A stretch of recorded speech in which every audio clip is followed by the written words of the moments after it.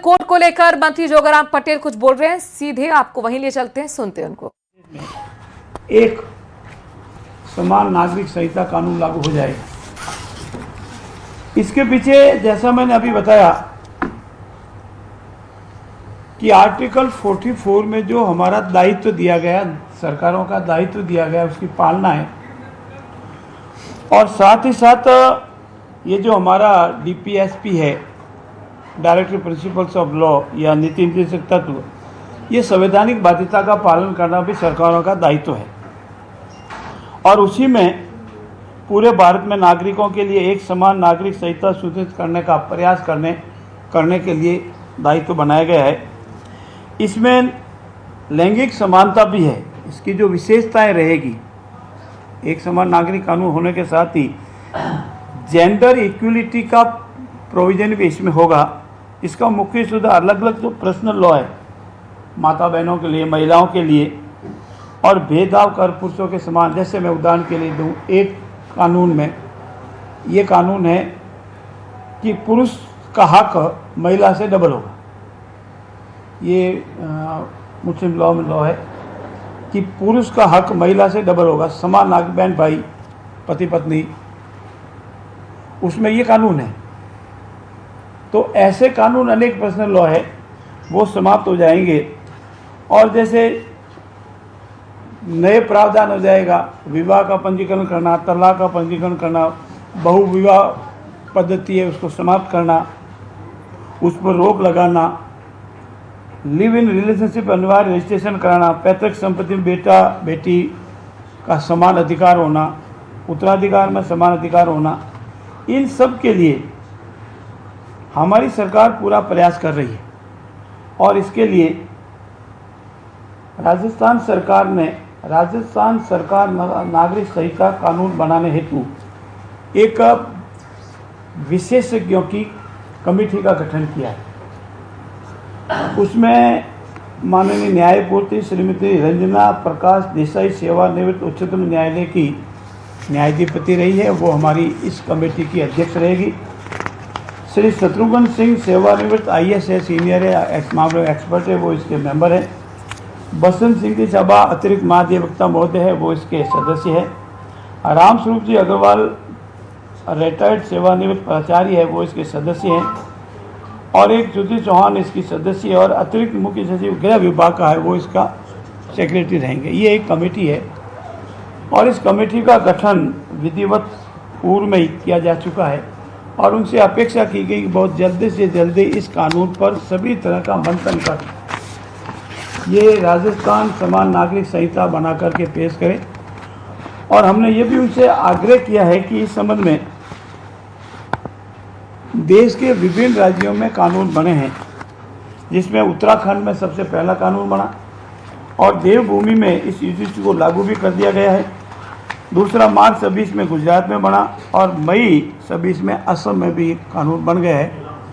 और असम वाला कानून अभी माननीय महामहिम की स्वीकृति उस पर मिलनी बाकी है, बाकी में सभी कानून लागू हो गया है। इसमें विशेषता हमारे ये भी रहेगा कि जो हमारी शेड्यूल्ड ट्राइब्स एरिया है और उनके जो व्यक्तिगत रीति रिवाज है, उनको इसमें सेव किया जाएगा, ताकि इन नए कानूनों से स्थानीय जनजातियों को जो उनकी अनूठी संस्कृति है, परंपराएं हैं, रिवाज है, वो संवैधानिक अधिकारों के तहत उसको संरक्षण मिलेगा। इससे एग्जम्प्ट रखा जाएगा, इससे बाहर रखा जाएगा। ये मोटे मोटे तौर पर इस कानून में है। इस कानून की खासियत ये भी रहेगी, इसमें सभी वर्गों का जानकारी ली जाएगी, सहमति ली जाएगी। इतना ही नहीं है, आप लोगों ने अगर कभी पढ़ा हो, देखा हो, तो हमारे हिंदुस्तान के एक भाग में ये पहले से लागू था। जब हमारा गोवा जो पुर्तगाल के अधीन था, तो गोवा में ये कानून पहले से ही लागू था और गोवा सिविल कोड के नाम से जाना जाता था, जो 1867 में आया था। और गोवा जब हिंदुस्तान का हिस्सा बन गया तो भी गोवा में ये कानून उसी तरह लागू रहा। और हमारे सरकार ने ये 14 अप्रैल 2026 को निर्णय ले लिया था कि हमें राजस्थान यूनिफॉर्म सिविल कोड बनाना है और उसके प्रारूप के लिए कमेटी, जैसे मैंने आपसे जिक्र किया, बनाई है। और ये कमेटी के अध्यक्ष में निवेदन किया गया, जल्दी बनाएगी। इसकी वेबसाइट ही होगी, कमेटी की अनेक बैठक भी होगी। और उसके उपरांत ये हमारे राजस्थान का the Rajasthan uniform civil code 2026 लाया जाएगा और विधिवत विधानसभा में पहले हमारी मंत्रिमंडल में आएगा, फिर विधानसभा में जाएगा, पारित होगा और कानूनी अनिवार्यताएं जिसकी है वो मिलने के बाद राजस्थान में लागू होगा। मित्रों, ये समय की मांग है और ये एक नागरिक के लिए, एक ह्यूमन्स के लिए जरूरी भी है।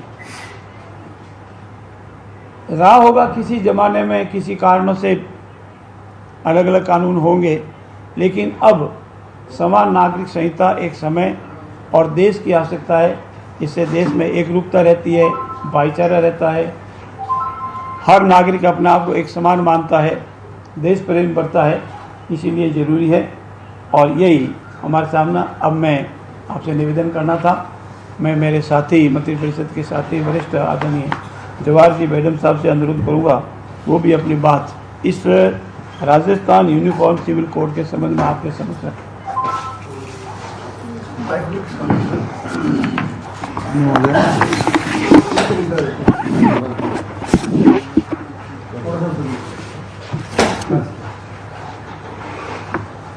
हमारे वरिष्ठ कैबिनेट मंत्री आदरणीय जोगाराम जी पटेल साहब ने आप सभी पत्रकार साथियों को विस्तृत रूप से इस यूनिफॉर्म सिविल कोड के संबंध में जानकारी दी है।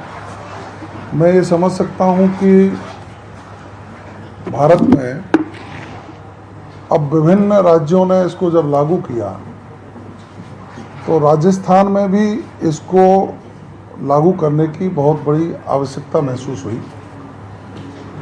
और वो इसलिए हुई कि एक तरफ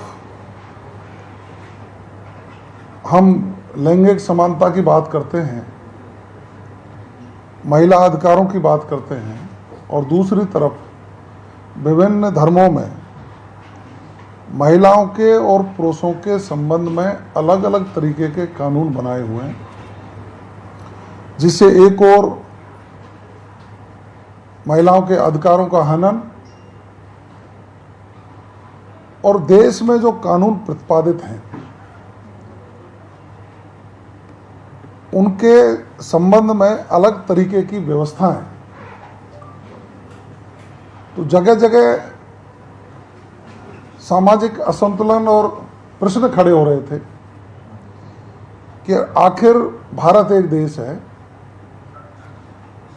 और भारत एक देश है तो उसमें एक ही कानून की पालना होनी चाहिए।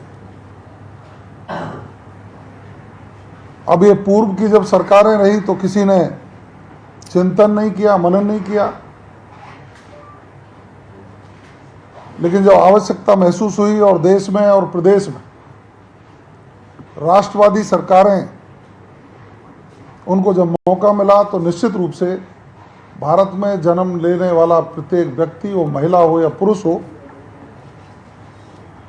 उनको समान नागरिक संहिता लागू हो, जिससे सभी वर्गों, सभी धर्मों और सभी लोगों को एक कानून मिलेगा तो एक जैसी सुविधाएं, व्यवस्थाएं, उनके अधिकार सुनिश्चित होंगे। तो मैं तो प्रदेश के मुख्यमंत्री जी का आभार व्यक्त करूंगा